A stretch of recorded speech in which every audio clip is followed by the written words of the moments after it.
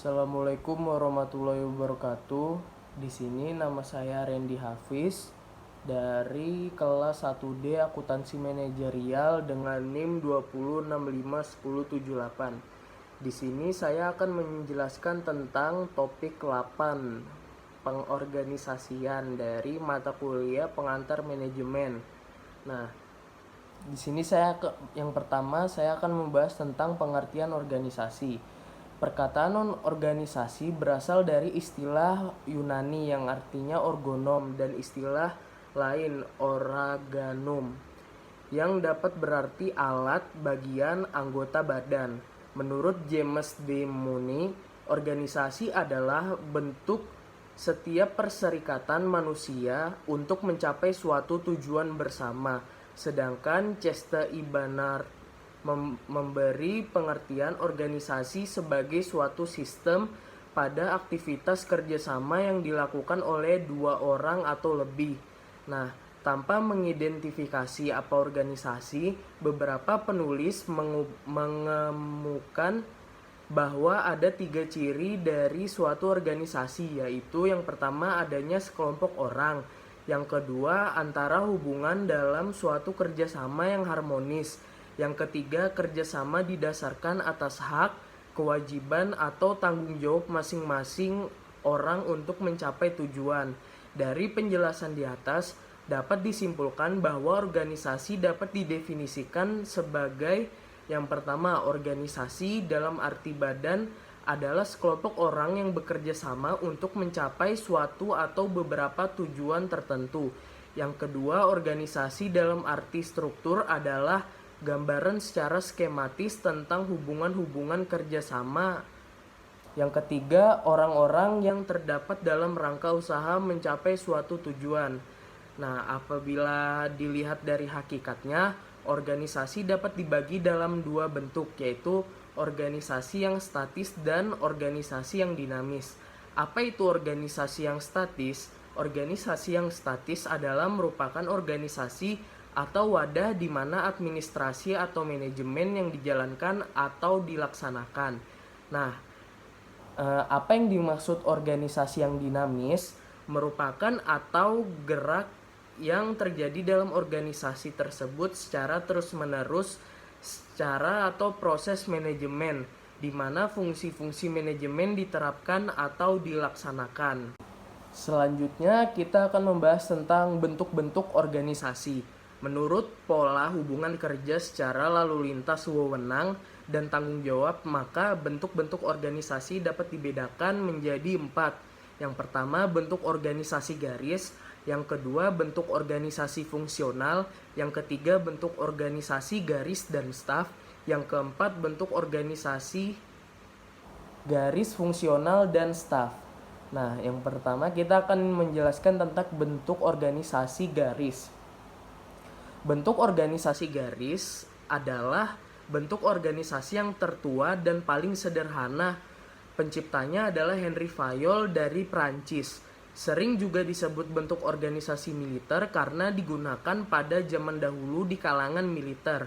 Ciri-cirinya, yang pertama organisasi masih kecil, yang kedua jumlah karyawan sedikit, yang ketiga spesialis kerja belum begitu tinggi. Nah, ada juga kebaikan dari bentuk organisasi garis. Yang pertama, kesatuan komando terjamin dengan baik karena pemimpin berada di atas satu tangan.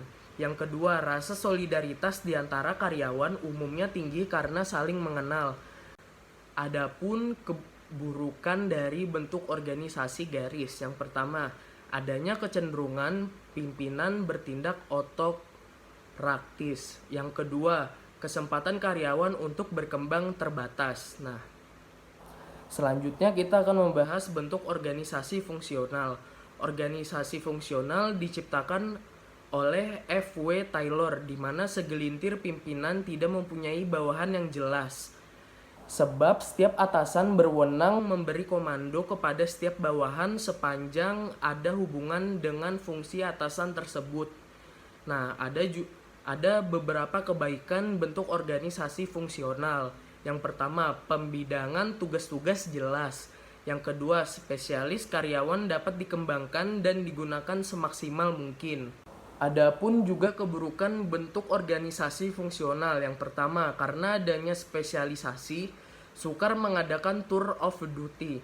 Yang kedua, para karyawan telah mementingkan bidangnya, sehingga sukar dilaksanakan koordinasi. Selanjutnya, kita akan membahas tentang bentuk organisasi, garis, dan staf.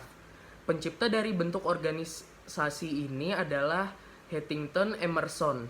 Nah, ciri-cirinya dianut oleh organisasi besar, daerah kerjanya luas, mempunyai bidang-bidang tugas beraneka ragam, jumlah karyawan banyak, terdapat satu atau lebih tenaga staf.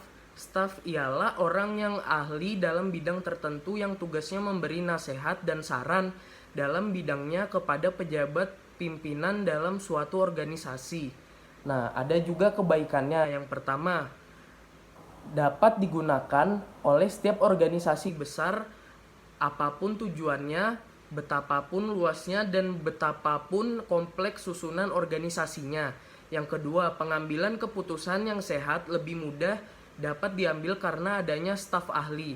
Adapun juga keburukannya. Yang pertama, karena karyawan tidak lagi saling mengenal, solidaritas sukar diharapkan. Yang kedua, karena rumit dan kompleksnya susunan organisasi, koordinasi kadang-kadang sukar diterapkan. Selanjutnya kita akan membahas tentang bentuk organisasi staf dan fungsional. Bentuk organisasi staf dan fungsional merupakan kombinasi dari bentuk organisasi fungsional dan bentuk organisasi garis dan staf. Kebaikan dan keburukan dari bentuk organisasi ini adalah sama dengan kebaikan dan keburukan dari bentuk organisasi yang dikombinasikan. Lalu selanjutnya kita akan membahas prinsip-prinsip organisasi. Agar suatu organisasi dapat berjalan dengan baik, maka perlu kita perhatikan atau berpedoman pada beberapa asas-asas atau prinsip-prinsip organisasi. Yang pertama, ada perumusan tujuan yang jelas. Bila kita lakukan suatu aktivitas, pertama-tama harus jelas kepada apa yang menjadi tujuan aktivitas tersebut. Yang kedua, ada pembagian kerja. Pembagian kerja pada akhirnya akan menghasilkan departemen-departemen dan job description dan masing-masing departemen sampai unit-unit terkecil dalam organisasi.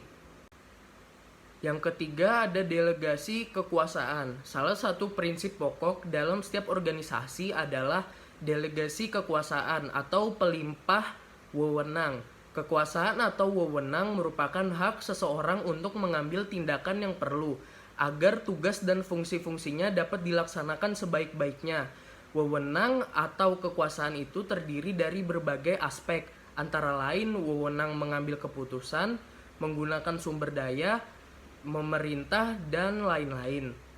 Lalu yang keempat ada rentang kekuasaan. Rentang kekuasaan dimaksudkan beberapa jumlah orang yang sepatutnya menjadi bawahan seseorang pemimpin sehingga pemimpin itu dapat memimpin, membimbing, dan mengawasi secara berhasil guna dan berdaya guna.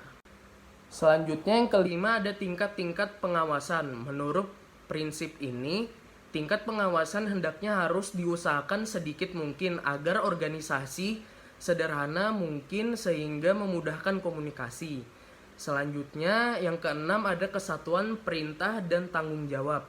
Menurut prinsip ini, seorang bawahan hanya mempunyai seorang atasan dari siapa ia menerima perintah kepada siapa ia memberi pertanggungjawaban akan pelaksanaan tugasnya.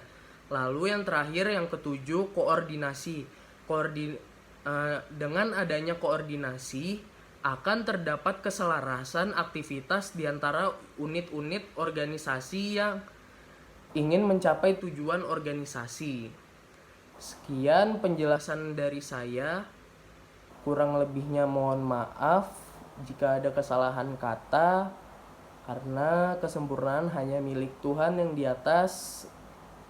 Assalamualaikum warahmatullahi wabarakatuh.